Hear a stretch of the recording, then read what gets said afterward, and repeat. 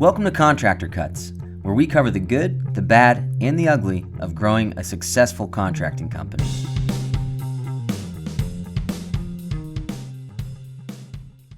Welcome back to Contractor Cuts. My name is Clark Turner. I'm Jared Flo. Thank you for joining us this week. Welcome back. Today we are diving in to a topic we've covered before, but we get a ton of feedback on this and a lot of people wanting to know more about this. So we thought we'd dive deeper into it.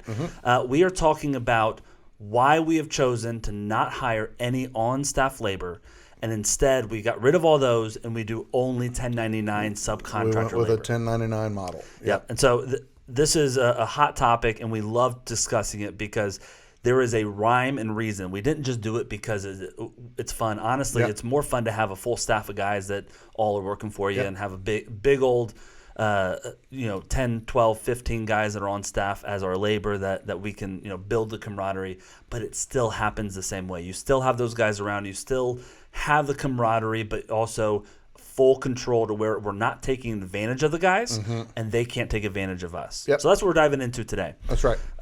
We are going to start with defining, why we made the move from having our W-2 labor into 1099 labor. So Jared, what would be kind of pitfalls of switching, right? If I'm going to go from W-2 to 1099, what is the biggest pitfall that might happen if that happens? Well, I mean, so going back to like a part of the reason why we made the move is because of the cost of it. There was a ton of cost on our side.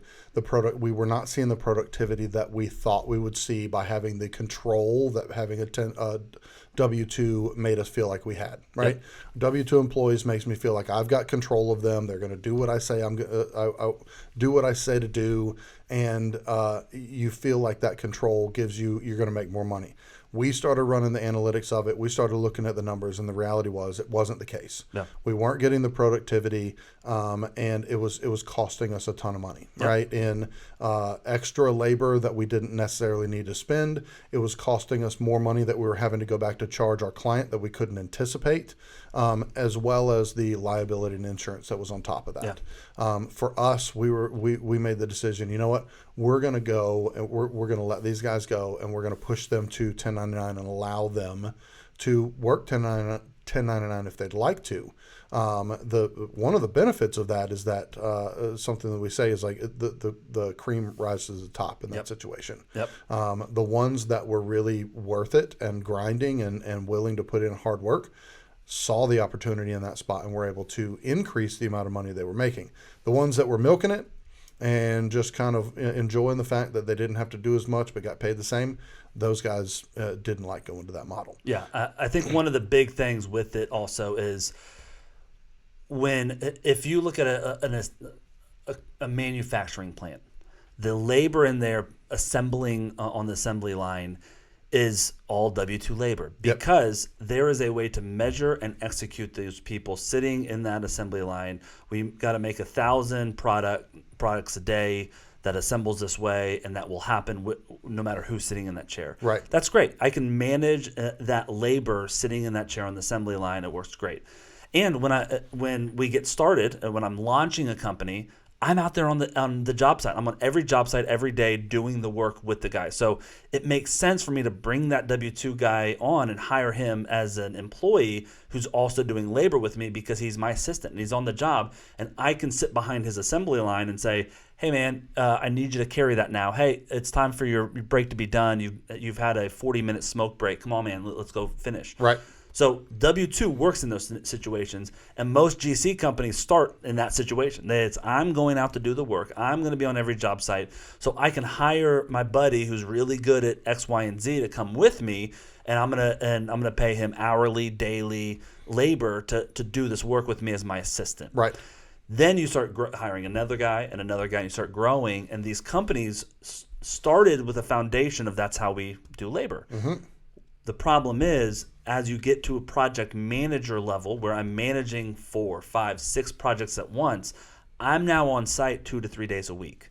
I'm not on site 5 days a week. Right. And so I'm losing control as the leader on the job site to push everyone to get done. That's right. I went from babysitting people on the job site who are my assistants and helping me do the work to I'm now giving them responsibility to get this done as quickly as possible and have zero motivation for getting this done as quickly as possible. And what's interesting about that is that when you are managing W-2 labor and you're on site, what you don't realize is just the fact of your presence on site makes them do things that they wouldn't do if you weren't there. Correct. Right? They'll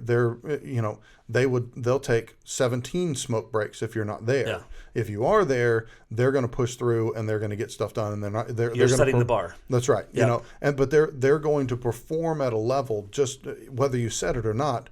They know the boss is standing there, so they're not going to act. They're not going to be lazy. They're not going to take an extra break and all the different stuff. It's not malicious. No. It's just nature, human nature of like, all right, I'm just kind of worn down. I had a hard night last night partying with some friends, and I just need to sit down. Yeah. Right. I mean, it's the same thing of like you got a floor full of people that are doing, operations work, and then all of a sudden the big boss comes to visit for a day. Yep. Everybody is sitting there typing properly and doing the things, and that's just natural. That's the way it's going to happen. But like you were saying, as you start moving into a more of a project management role and growing your company, you're going to have to back off of being on site 5, 6, 7 days a week. You're going to be there twice, 3 times a week. So the over 50% of the time that your W-2 labor is on site, you don't know how they're acting. You're hoping and thinking that they act the same way that they did when you were on site with them, but you have no way of knowing that. Well, and even when you're there 2 to 3 days a week, you're there for an hour, right? Hour and a half, maybe 30 minutes stop in to look at some things and get some materials ordered. I go from being on site for 40 hours in a week to being on site to 3 to 4 hours a week. Right. And so that is where what you don't understand moving out of the swinging the hammer and being off site is what your job is now as a project manager is I've got to do marketing. I've got to find the clients. I've got to do estimates. I've got to all of the client communication and management. I now have to make my labor, keep their schedule, get them on site. Got to order the materials. I've got to do permitting. There's so many things you got to do. Right. If you have W-2, you've added a huge job, which is babysitting and motivating the guys to work hard day in and day out when you're not around. The 7 to 8 a.m. phone call every single day from every single one of them going, hey, boss, what do I do today? Yep. Where do you want me to go? Yep. And And they go do that thing, and then they pick up the phone. Hey, all right, I did that thing. What do you want me to do now? Yep. Right? And it becomes this cycle. It becomes this thing. Yep. Now, one of the things, just to add some clarity to this, for us and our perspective, all of this is born out of the desire to grow a company that is a long-term sustainable business. Yep. Right? That is what this is a part of the way that we view this. If your desire is to, you know what, I'm just going to grind, I'm going to stack cash, I'm good with my money, I'm going to, put money in a Roth, for the next 20 years, and I'm just going to be on site, I'm going to have my 5, 6 guys that are my labor guys, and that's how I'm going to operate. Then W-2 it up. W-2 it up. That's fine. But if your desire is to grow something that's going to be bigger than you and will outlast your ability to work, you can't operate on a W-2 model. Yeah, because it's difficult. It's a lot harder. It's and very lot difficult. You're right. Lot more costly. I think one of the things that clicked in my brain that a lot when we say it this way, it clicks in a lot of people's brains. Every single day, if I have hourly or daily labor as an employee or salary even, whatever it is, every day when they're on that job site, either he wins and I lose, or I win and he loses. Yeah. I'm paying him $300 for that day to be on site.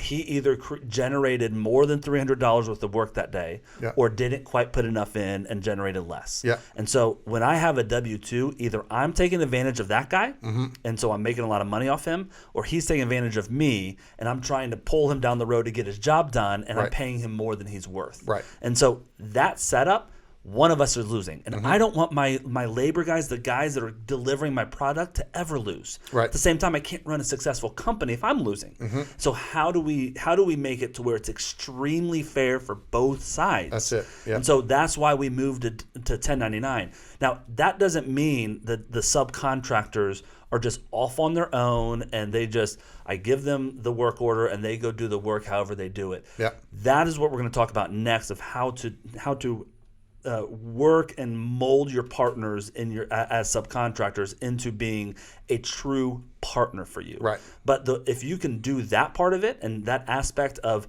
treating them like a partnership to where they're running their company as a subcontractor and you're running your company as the project manager, and together you're executing this job, then they are going to win and grow and make a lot more money. And instead of spending half of your time babysitting the crews and doing go-back work, you're now able to double the amount of work you're doing because you have that task taken off because they have to be self-reliant and self-responsible. Yep. And they get paid for exactly what they deserve. Yep. And so that's why we've switched it over, because I don't want to take advantage of them, and I don't want them to take advantage of me, and I want to cheer for them to make more money, not try to hold them down and not give them raises because I want to make more money myself. Yeah. The more money I can make my subcontractors, the more money I'm making. Yeah. Reverse that. The less money I can pay my W-2, the more money I'm making. Which one of those sounds better as a company owner? Well, and it's funny because when you put it that way, it makes a lot of sense. But in the past, when we've put out podcasts similar to this content, a lot of people, say that we move that way so that we could take advantage of people. Yeah. Oh, you know what? You're just trying to grind people into the ground, and you don't care about the guys doing the work and blah blah blah. It's the opposite of that for us. The ones that we have that have worked successfully in this model have been able to not only put more money in their pocket, but also develop and grow as their own business, because that's a part of the model that we created. And that kind of goes into my next statement, is that, or at the beginning of this conversation, you asked me what's, one of the biggest pitfalls of moving from a W-2 to a 1099 model. And I think the biggest one is that if you don't set this up well, it's very easy for who you are as a company to get diluted, because you're bringing in 1099 companies, another business, to interact with your clients, be on your job sites, put the paint on the wall, show up on time, not show up on time, leave the job site crappy, like all of the different stuff that if you don't set it up correctly, you end up losing the control of the company, the culture, what you're delivering, the quality of what you're delivering to your clients.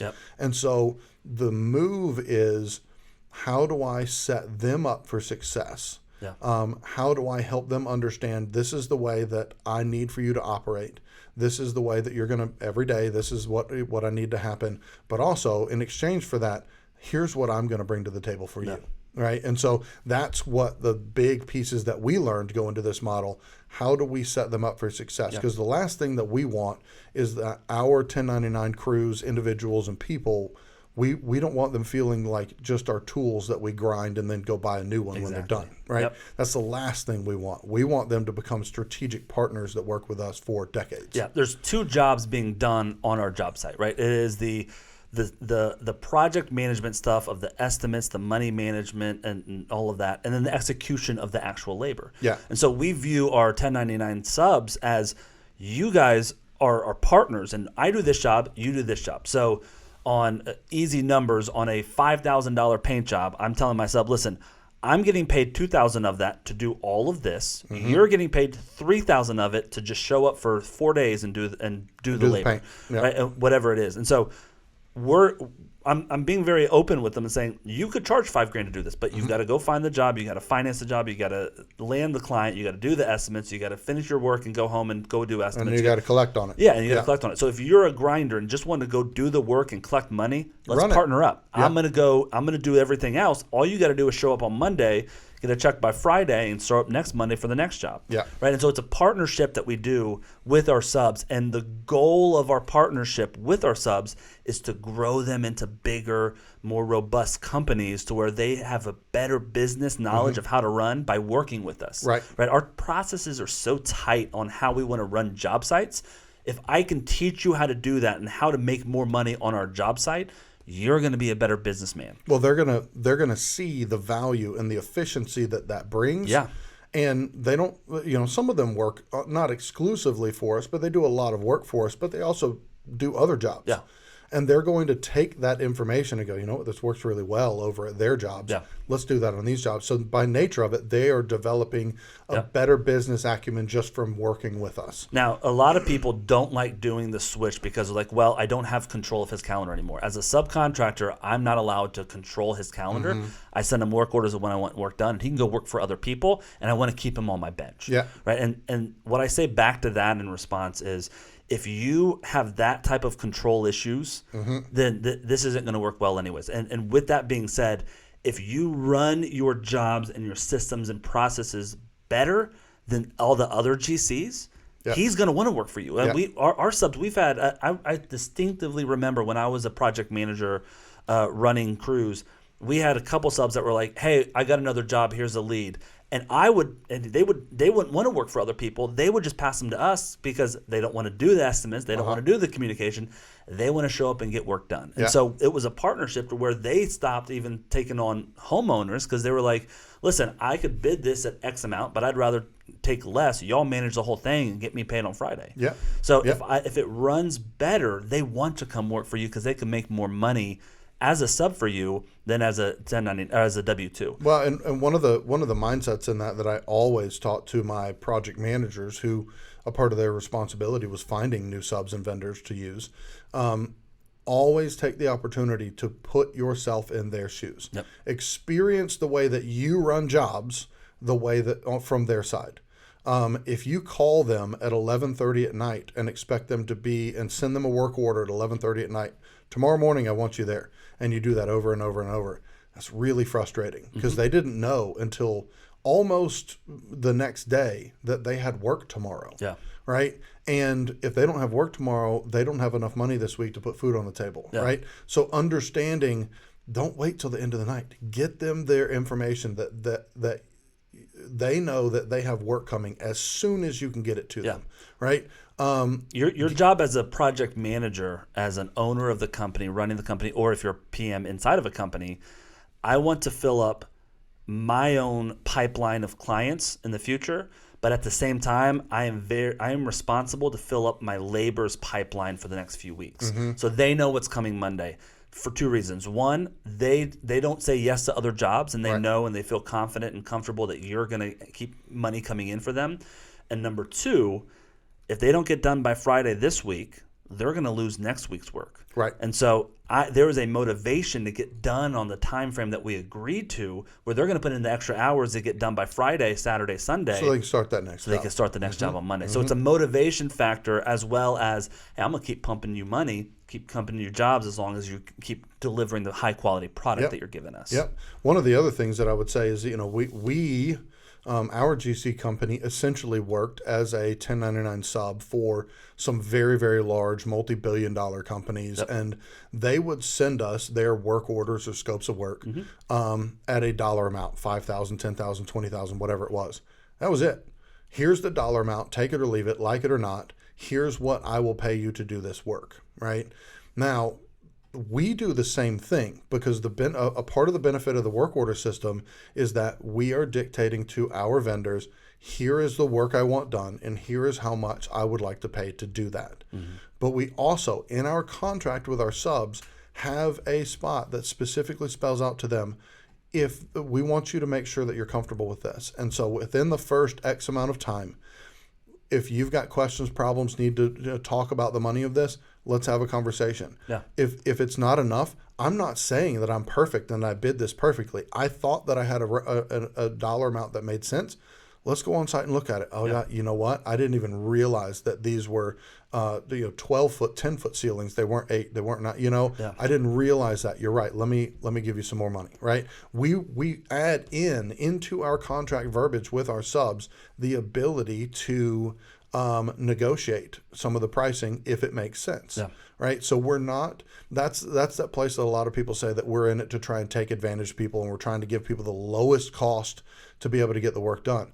That's not how this thing is set up. Well, and that example right there is such a great reason to use subs, because if I tell my painter, hey, $5,000, get this job done. Here's your work order. They show up and they look at it and they say, Clark, you underestimated this, man. Like, I need 8 minimum, probably closer to 10. Let me tell you why. There's holes in the walls. They're 12-foot ceilings. It's a vaulted living room. And they go through the list. At that time, as a sub telling me that, I say, oh man, I estimated this off pictures. I didn't even walk that. You're so right. Like, I missed this. I'm going to go back to my client and say, hey, listen, this estimate was built off X, Y, and Z. I missed this. I'm going to need to do a change before we even get started and revise this estimate. If you don't want to go with this, I get it, but I need actually X Here's amount what of we found on dollars. site that's going to make Yes. the variance. And so right? I can catch my mistake. It might hurt me to lose that job, but I'd rather that client say, okay, well, then it's priced too high and let's not do it, than me to say yes and have to pay my sub $10,000 when I'm charging $8,000. Right, and so I'm going to lose $2,000 on top of not making money on the job. So the client or the subcontractor helps me catch that, first off. Second off, if they're W-2 labor and it's going to cost me $8,000 worth of labor to get this job done, I don't know that till after the job's done. That's right. Because they showed up on Monday because this is the job they're painting, and my bid was for $8,000. Why would they report back anything? No, they're just there to do the job. Okay, I got 2 weeks to do it. All right, I guess I'll get started. And the labor guys just do the labor that you had them to do. And so you are reactive to the profit after the fact. You don't know if you're going to make profit on those jobs until after you're done and all the receipts come in and I can now look at it. So all of my knowledge of and control of profitability goes out the window with W-2 because I think he could get it done in 3 days. What do you think, right? And so the risk is on me if he doesn't get it done in 3 days, as opposed to as a sub, I say, hey, I have 3 days budget for this, so I'm paying you $1,000. Can you get this done? And they say, yes, I can do this in 3 days for $1,000. Great. Contract signed. You're good to go. Let's go. I know for sure I'm paying them $1,000 to get that done. Yeah. And my profit on the job is set. If there's anything outside of the scope that they want done, they're going to ask me for it. I can charge the client more. But I am in full control of my profits, not the labor guys out there doing the work. Yeah, and then I also have the opportunity on day 2 or 3 calling up the guy and say, hey, I've got another one. Can you start tomorrow or Friday? Because I've got another one for $3,000. Yeah. Yeah, I can do, and so you're helping keep them motivated, like you were saying, having 2 week worth of pipeline, but being able to say, like, I've got back-to-back work for you where you're not having to estimate, you're not having to walk jobs and figure things out. You just show up and execute the work. Yep. So this transition that we've done with a lot of companies that we coach with, I mean, if you want to talk to someone who's done this, we will give you the phone numbers. We don't have a single person regretting this changeover who's in our coaching system. That being said, the first thing you need to do is not go and have a meeting with all of your W-2s and say, hey, we're firing all of you guys. If you want to be subs, you can. That's not what we do. Right. We want to take care of our guys. So what we start with is looking at them and trying to team them up into groups. We say, okay, hey, listen, you're good at painting. You're my best drywall installer we got. Why don't we put you guys on a crew together? Why don't we put a demo guy with you and a handyman?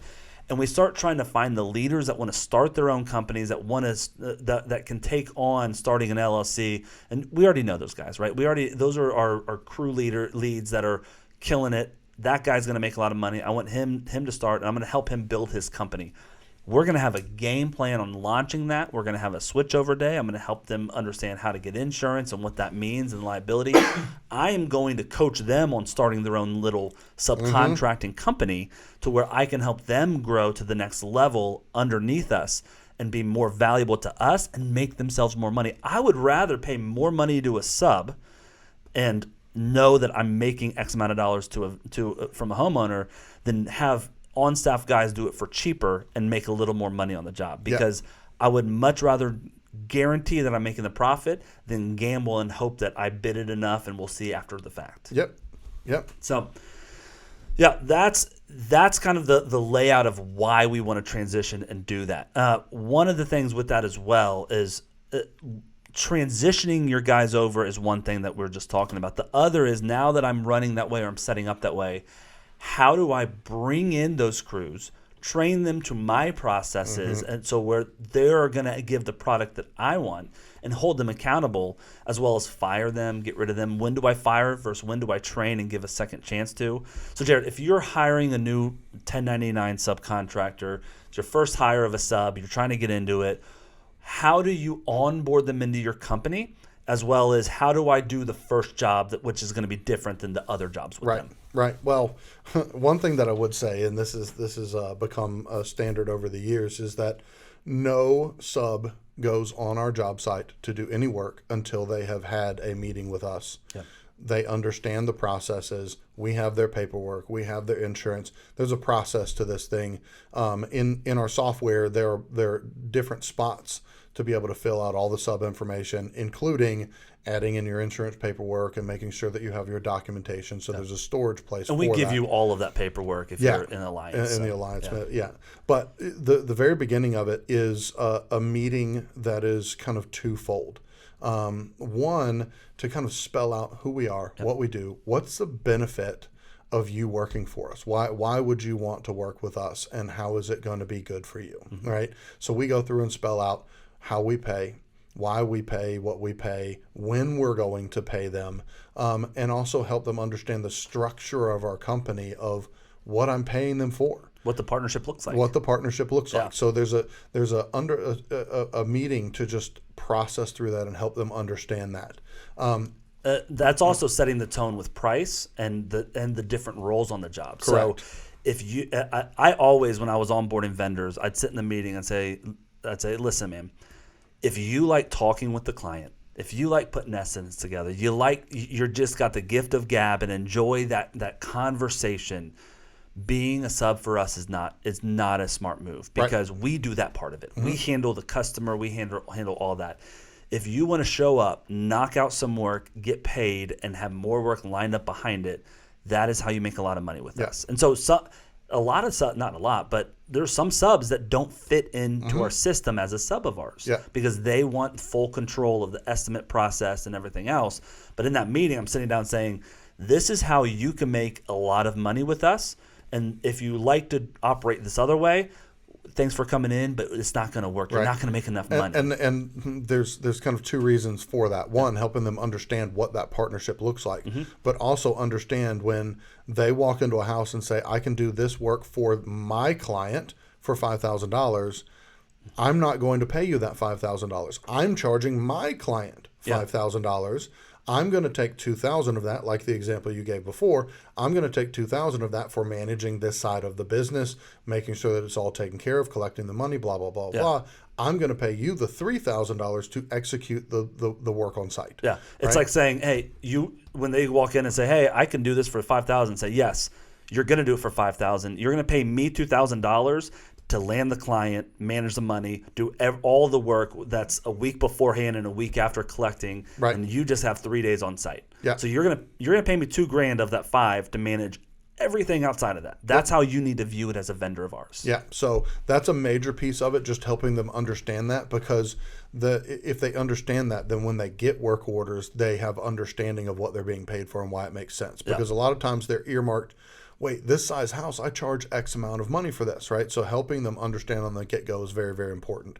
Secondly, we go through our subcontractor agreement, and that is just like, as we've talked about before, our CEA that spells out the rules of the game. It's the exact same thing, as well as it corresponds with the CEA. So what we're client engagement agreement, client engagement agreement. The subcontractor agreement corresponds with that. So what we're talking and asking and expecting our subcontractors of how to operate and what we want them to do, that is the same thing that we're talking to our clients about, how things are going to operate. Yeah, it's a mirror of each other of, this is what you're going to do, let's agree to that. This is what we commit to do, so let's agree to that to the customer. That way we are all on the same page and we're not stuck in the middle holding the ball at the end of the job. Yeah, so that it spells out everything from insurance requirements to how you're supposed to dress, showing up on time, do's and don'ts on job sites. Don't park in the daggum grass or the driveway, park on the street. All of those different things, how to purchase materials, all of the things, how to function in our business the way that we ask you to operate, right? That is, like we said before, helping with that. I don't want to lose control of the quality of what I'm delivering to my client by bringing in some kind of third-party 1099 company. I'm having a pre-meeting with them before they've even set foot on site to show them these are the rules of the game. This is how we're going to operate. And along with that, you're developing a rapport with them.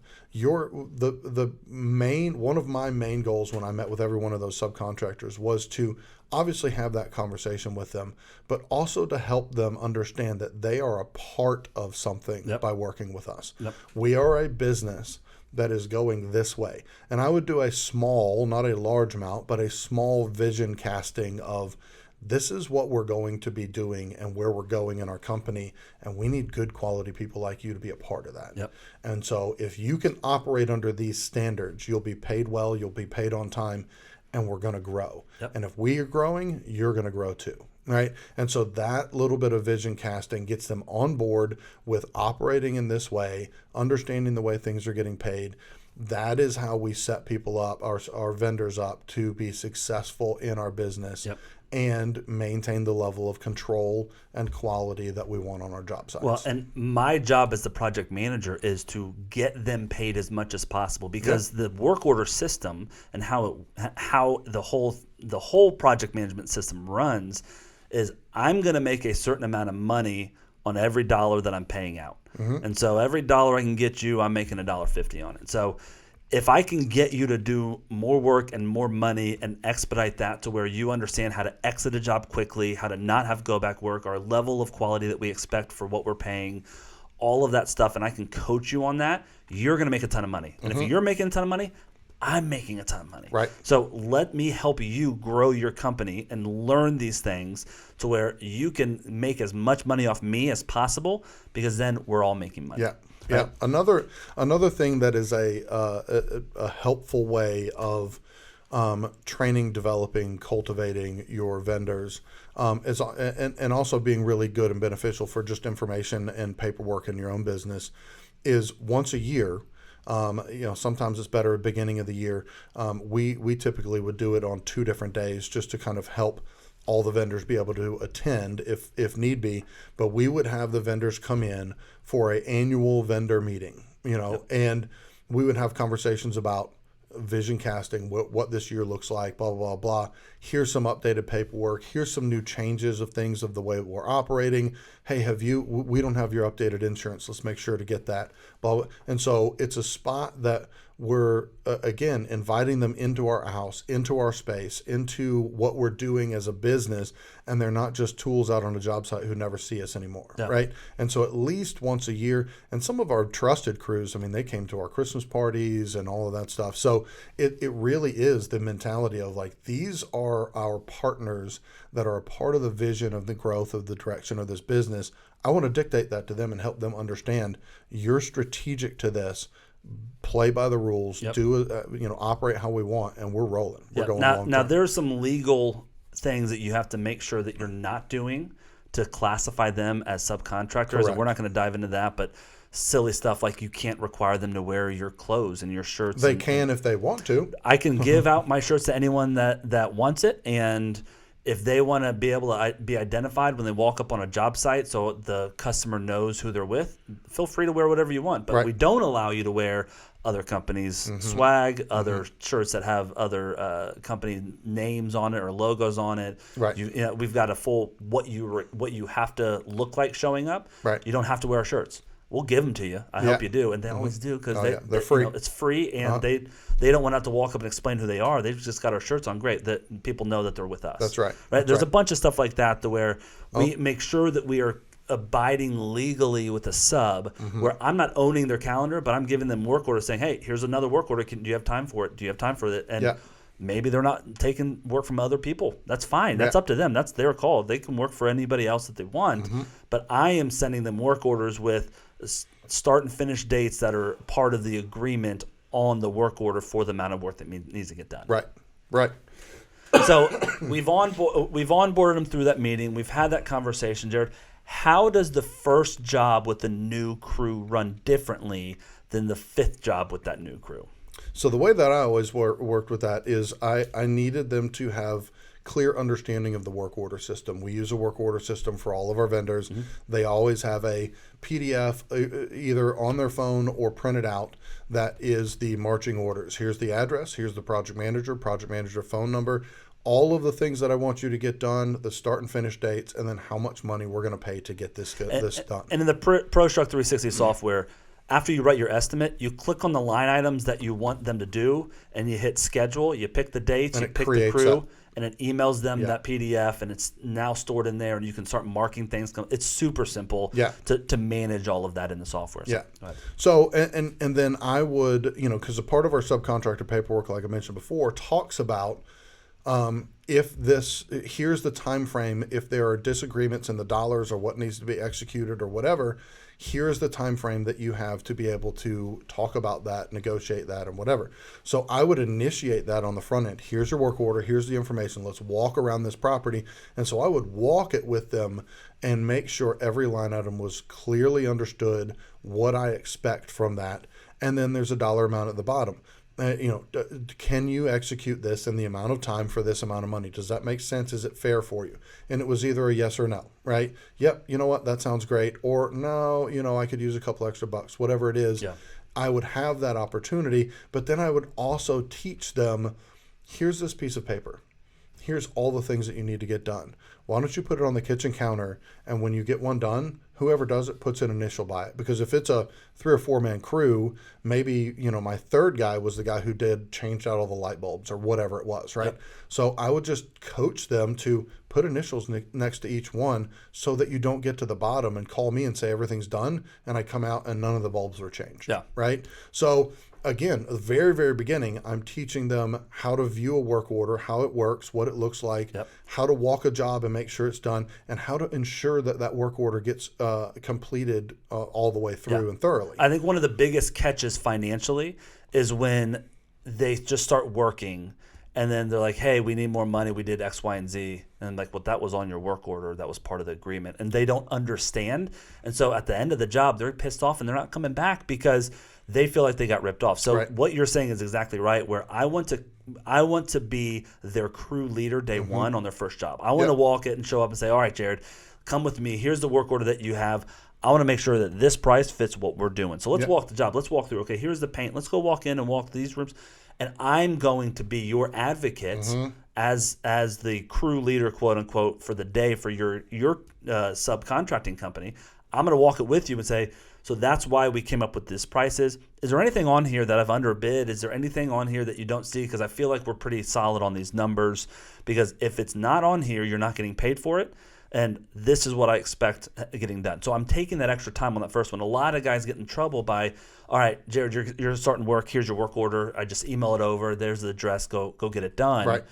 And you don't understand how to make yourself money and guard yourself on my job site. Yep. So I think that front end walk, like you're saying, is so important on that first job, especially. I'm not going to do it on every single job, No. but that I'm also on that walk. If I'm just hiring you for the first time as a sub, I'm able to tell your knowledge on that walk. Like if you're asking the right questions, what type of paint, where are we buying?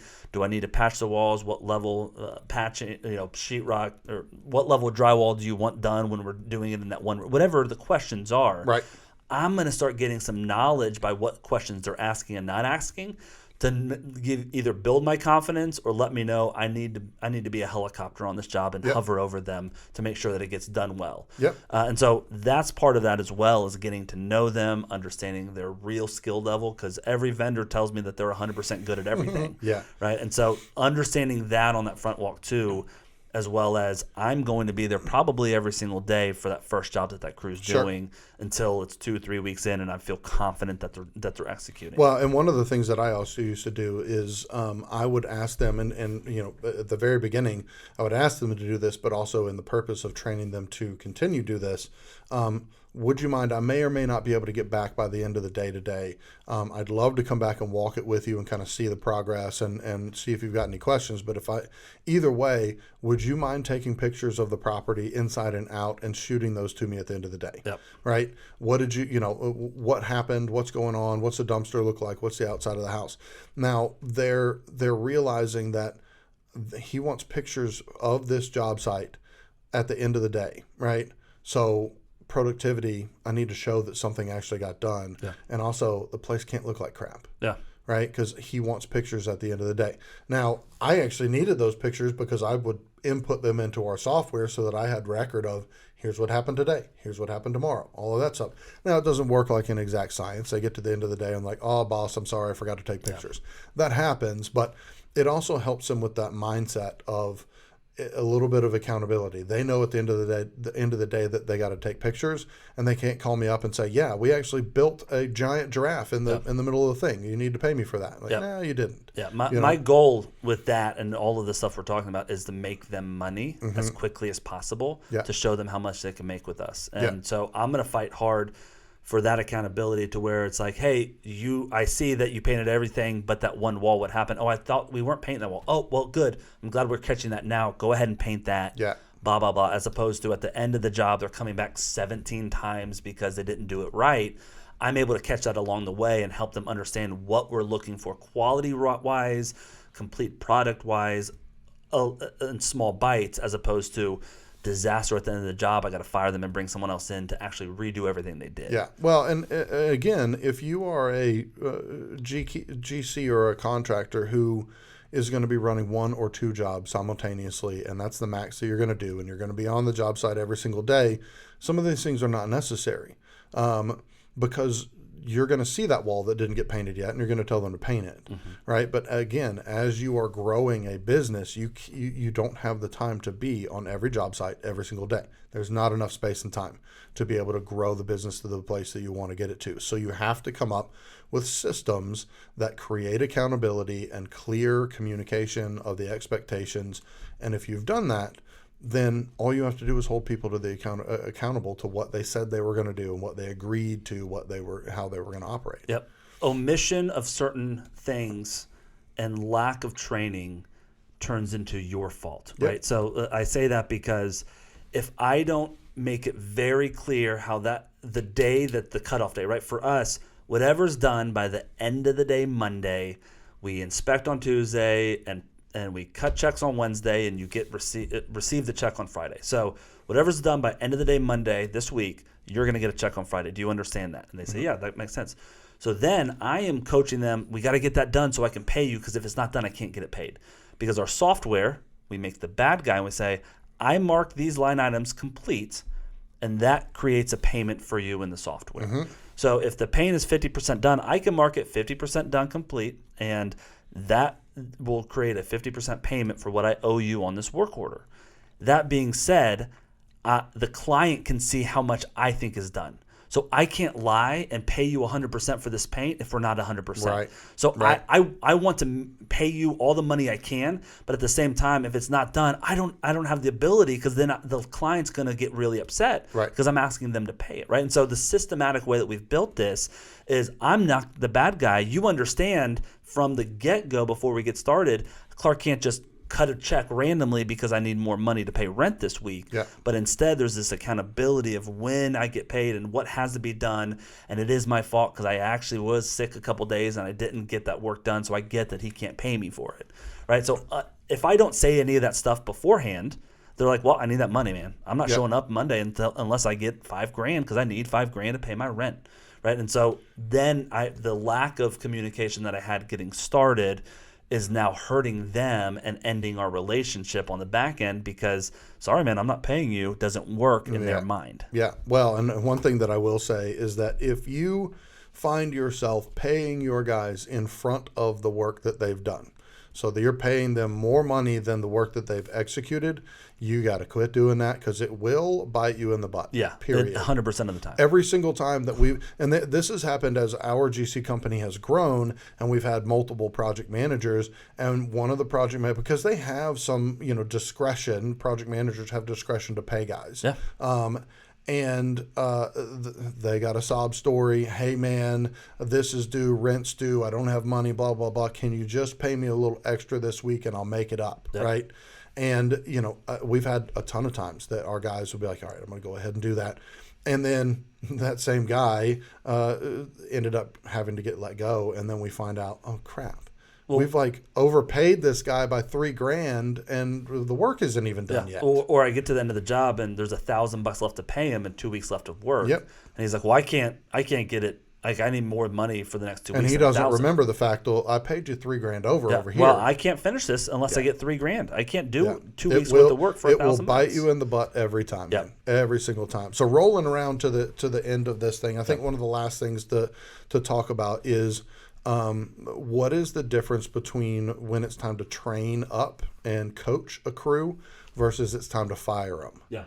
So what would you say about that, Clark? This works on both employees and vendors. Sure. There's more leniency for me on a vendor than employee because an employee has a handbook and I have full control. Correct. And so a great example of the difference, if an employee shows up late every day, they're getting fired. Yeah. If a vendor, a great example is one of our vendors, I'm not going to call out, but one-off tradesman. Yeah. Just him and sometimes an assistant in a truck doing work on our jobs. He's been around for 10 years with us. Yeah. When he says he's going to be there at 9, he will for sure be there at 9 or 10. Right? Like, it's never 9 on the dot. He doesn't show up early. It's going to be 9 to 10. I know that about him. Yep. That's how he operates. He has the best intentions and is always an hour late. Mm-hmm. He will be there. He Yep. doesn't no-show ever. But I know this about him. So And he does excellent quality work. he does quality work, and at the same time, he understands our system. He knows how to get paid, and he's okay with not getting paid when he doesn't do his part. Right. And so he understands. He gives us a good quality product, and he owns it. If something goes wrong, he goes back and fixes it. He's not nickel and diming. He owns what he does, and so. He's just not going to show up on time. He's not That's going all to there show up is. on time, Yeah. and he's not going to hustle. He can take a 3-day job, turn it into 5 days, but he's fine getting paid the same amount that we would have paid him for 3 days because it's a work order system. So I know he's going to delay a little bit, and I know he's going to be an hour late. Yep. So what I like to do on that guy, if there's a homeowner in that property, I'm going to say, hey, bud, can you be there at 8 o'clock on Monday? Yeah, I'll be there at 8. Great. I tell my client he be there at should 9. be there around 9. Might be a little early, might be a little late, coming depending on traffic, but expect him 9 to 9:30. If he gets there at 8, the client's like, whoa, this is amazing. Thank you. That's great. You're so early. Great. If he doesn't, then we're covered, right? And at the same time, he takes a 3-day job, turns it into 5, but is happy getting paid what he's getting paid. Great. I'm going to budget 5 days for him to do the work. If he gets done, I got 2 blank days before my sheetrock guys come in. No problem, but I'm allowing that, and I've built that into my schedule. So he has the best intentions. He's not lying to me about when he's going to be there. He's not lying to me that he could get it done in 3 days. He's got great intentions, but I know his flaws. Well, and another thing about him is that if he's not going to make it, he'll let us know. Yeah. Right. Yeah. If he's not going to call us and say he's going to be late. Yeah. Right. But if he's not going to be able to make it, he said he was going to be there on a Thursday, and he's just not going to make it. He's going to let us know he's not going to make it on Thursday. Yep. Because that is a major problem that I'm having with a vendor. If I've told my client you're going to be there on Thursday, and you just no show and you don't tell anybody You're about making it, me a liar. you're making me a liar. Yeah. We've got a conversation of if you can't do this, you're not going to be able to work here. Yep. That's right. And so there's the fireable offenses, which is stealing money, stealing clients, purposefully not abiding by our subcontractor agreement and working outside of that because you want to do it your own way, making me look like a liar more than once. Those are, all right, we're done with this guy. We can't. I can't coach him up. Right. Again, making me look like a liar. If I say he's going to be there at 9 and he shows up at 10, that makes me look like a liar as well. But I can have that conversation with him, and I understand that he's on Caribbean time. He's not on I got to be there right away. He's not on Wall Street time, right? Yeah. And so for us, that's fine. I could deal with that as long as I know that about you, and I'm going to adjust how I manage this guy.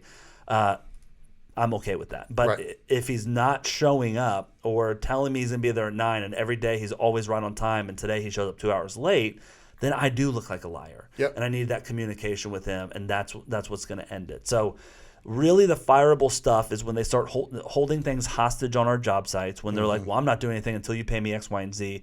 and there's no personal responsibility that they feel. That it's this entitlement attitude of, well, you're not this and you're not that.